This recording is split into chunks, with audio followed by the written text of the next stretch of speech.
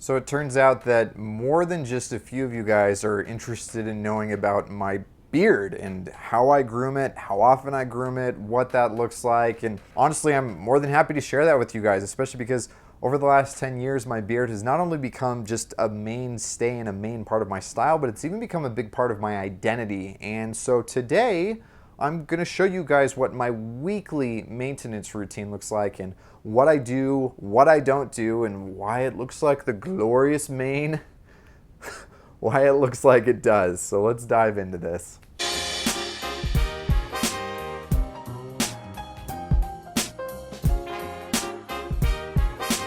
Okay, now before we get rolling, I just want to give a big thank you to Aqua Velva for supporting the channel and for making it possible for me to continue to make videos like this for you guys. About a month ago, they sent me out their 5-in-1 aftershave balm moisturizer. It's the whole kit and caboodle.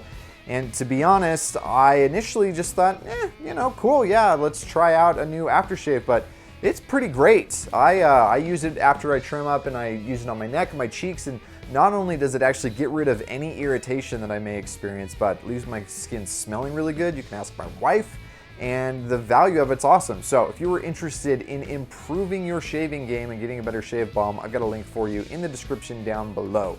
Now that said, let me walk you through what my routine looks like. And again, this is what I do on a weekly basis. I typically end up doing this on a Sunday, and it usually takes me, 15 to 20 minutes.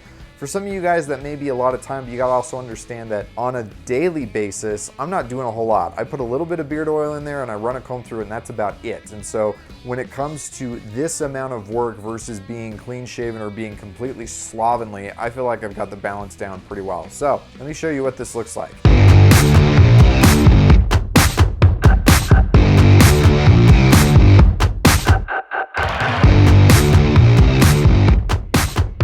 Very first thing is I start off right as soon as I get out of the shower. There's still a lot of moisture, and then I throw on a pre-shave oil. It helps get my skin ready, it increases lubrication, and so it just makes it so that the shaving experience is a lot more comfortable. There's a lot less irritation. Put it on my neck and my cheeks, and then from there I go to a shaving cream. Now, right now I'm using one that I can just rub on my hands. In the past, I've used them with brushes and mugs. There's really not a right or a wrong. It's just I'm always experimenting with different ones. And so I will get it all ready to go, and then we will start to shave. I use a safety razor. A couple of reasons. One, because I actually like the way that it feels. I love how much closer it cuts. The weight makes it a lot easier, and man, those blades are so much cheaper than if you go the traditional cartridge route. And so you notice that I start off up at my cheeks and I just clean it up. I'm not trying to trim it down or change the shape. I'm just trying to get rid of any strays that are there. And then once I'm done with that, I move on down to my neck. And see how I just open up my mouth like that? That's because I want my neckline to be lower than where my jawbone is. Most guys that are kind of amateurs at having a beard, you can tell they're brand new because their beard comes up above their jaw. You can see it when they're chewing or yawning or talking or anything else. And then after that, I just go through and I just clean it up. You'll notice, see how my throat just bobbed up a little bit? That's because I cannot get around my Adam's apple normally or easily. So I'll do 2 passes, and then I'll go through and I will do across the grain, and then I'll go back through again and do against the grain, rinse it off, and we are done as far as actually shaving any of the hair down to the skin. And this is where that aftershave kicks in. Again, this is not something that I normally thought I would need to use, but as I've experimented with this over the years, my skin feels better when I use an aftershave. It is definitely part of my routine, and it's worth including in yours. How do you not do Home Alone, right?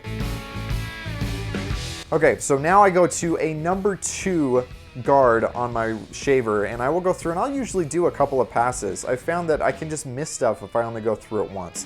I also have these little devil horns right at the bottom of my lip that are hard to get, and so I stick my tongue into my lip, increase the tension on the skin, and end up going over that another time or 2 just to try to get everything nice and uniform and even. After that, I will ditch the guard itself and very carefully go through and pick up any stray hairs that I may have missed, because that's going to clean everything up. And then finally, I got to trim up the mustache. I don't like it when it gets down past my lip. I don't like the way it looks. I don't like the way it works with food. And so I will comb it, and then yes, you can use a razor, you can use clippers, but I prefer to use scissors. and I will just clean up both sides, and it takes a little bit to make sure I get kind of every little hair in there, but you're better to just do it and get it right, again, especially because, I mean, I'm only doing this once a week. It's not like this is a daily routine for me. And then I will also go back through, get those little devil horns, and see if I missed anything else anywhere else, pick it up from there. After that, things are pretty dry. I go through and I use a beard brush. It gets rid of all the dead skin and it makes things nice and soft. I throw on a beard balm just to give some shape to it and to moisturize the skin in there. And then finally, I will add some beard oil. Now, typically I will do anywhere from 3 to 6 drops, wipe off the top there, run it through my hands, run it up. I even put a little bit of it on my hair, and then I'll go through and I will comb it all through, and this is where everything looks clean and crisp and even. Okay, so I don't expect you to find anything revolutionary in there, but I do hope that it's helpful. And the 2 big things that I've learned, I talked about a little bit, but I just want to hit on those a little bit harder. Number 1 is make sure that the hair of your beard doesn't come down too far, but also way more common of a problem what I see is that guys trim it up too high. And so again, when I'm getting ready to shave, what I will do is it looks ridiculous, but I will open up my mouth as wide as I can and then clean this up right here. And that is now my point. I will do it on both sides, and then I will just kind of trim going up through the middle. Now, I normally don't have to shape it more than, I would say, maybe once or twice a year, and so it's just following the existing line. But if you're getting to the point where you want to bring it up because you feel like it's too low, don't go too high. Don't go so high that your jaw starts to stick through because it looks ridiculous. The second point is that there is no right or wrong length. Now, in the past, I have gone quite a bit longer. I've also gone quite a bit shorter. In fact, I think like the first 5 or 6 years that I had it, it was super short. It barely constituted as a beard. One thing that I have noticed with my own facial hair is that as it gets longer, it bothers me because it starts to get wavy, and I especially get longer on this side of my face than I do on this one. There are lots of times that I wish that I really could have like a long like Ryan Michler beard or an Eric Bandholz beard, but I don't have the patience to go through the crap phase of not liking the way my beard looks until I can get to the point where those guys have it.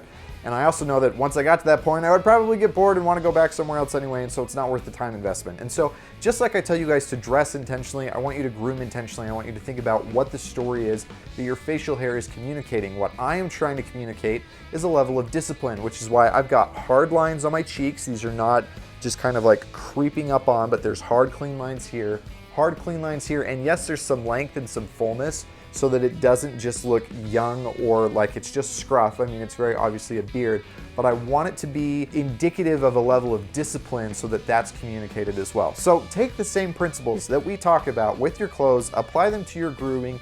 Don't just go on a default position of beard bad or beard good and everything being the same. You also, at least if you're like me, you don't want to take it too far. I don't want a beard that is perfectly manicured because I want to look like I can actually live my life instead of that I can't, I don't know, take my shirt off or go roughhouse with my kids or go play a pickup game of football with my friends because I'm worried about what it's going to do to my beard. I hope you guys find this helpful. Thank you again to Aquavelva for making it possible for me to continue to make videos like this for you guys. And again, if you're interested in upping your grooming game, I would definitely recommend checking out this aftershave. I haven't used anything else since I got this. It's great stuff. I will talk to you guys on the next one.